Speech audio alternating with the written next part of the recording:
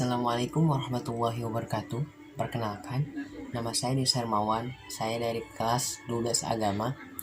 Hari ini, saya akan menceritakan mengenai sebuah kisah tentang Nabi Nuh alaihi salam. Berikut videonya.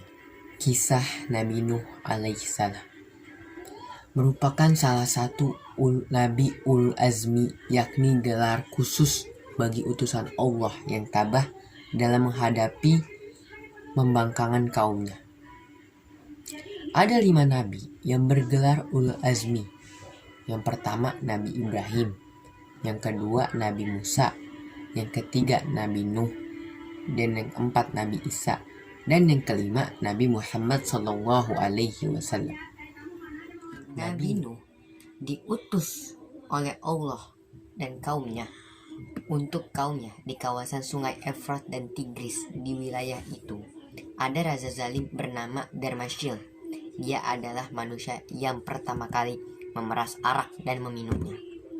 Juga orang yang pertama kali bermain judi. Juga orang yang pertama kali membuat baju yang dengan dihiasi emas.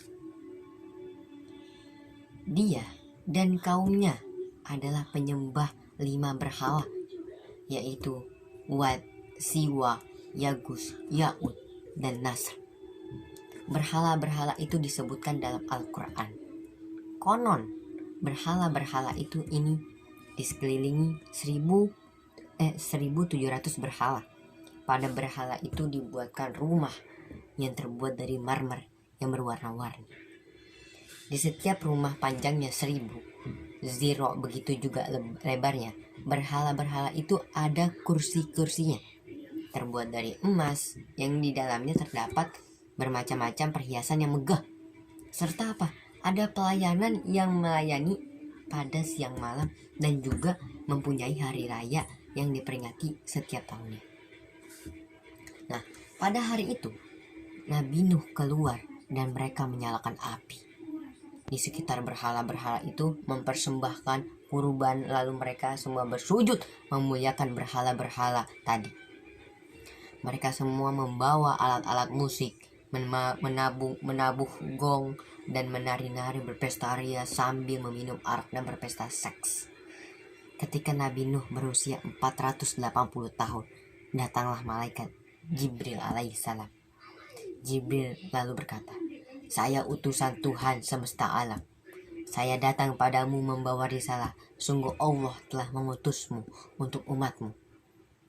Lalu Jibril mengenakan baju mujahidin dan mengenakan surban kemenangan, serta memberikan ikat pinggul Saiful Azmi dan berkata padanya, "Berilah peringatan pada musuh Allah yang bernama Darmashil bin Fumail bin Jil bin Kabil bin Adam."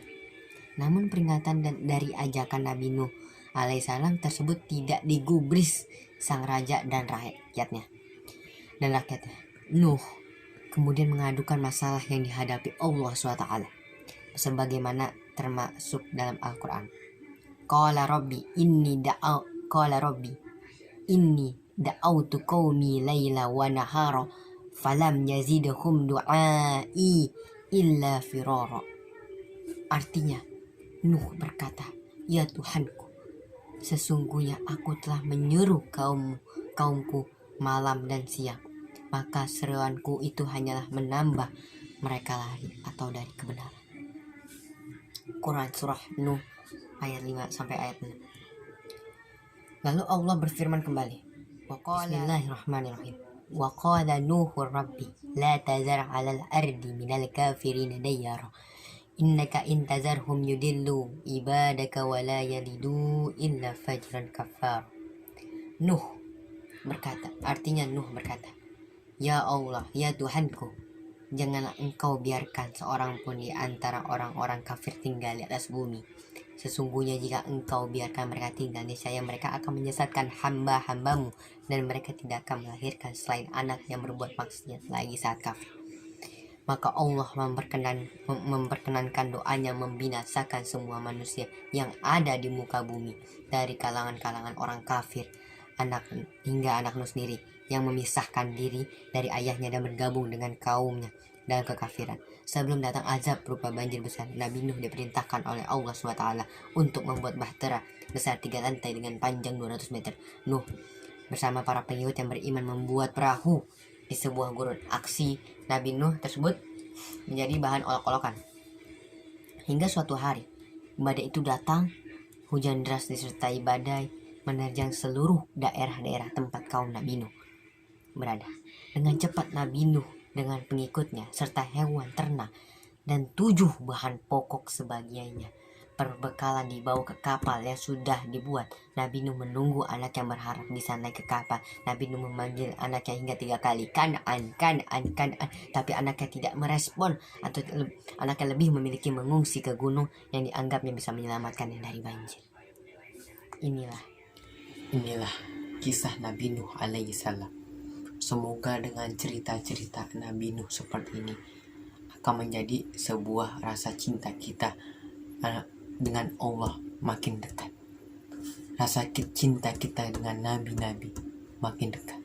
Inilah yang bisa saya sampaikan, kurang lebihnya mohon dimaafkan. Wabillahi taufiq wal hidayah wal jinayah. Wassalamualaikum warahmatullahi wabarakatuh.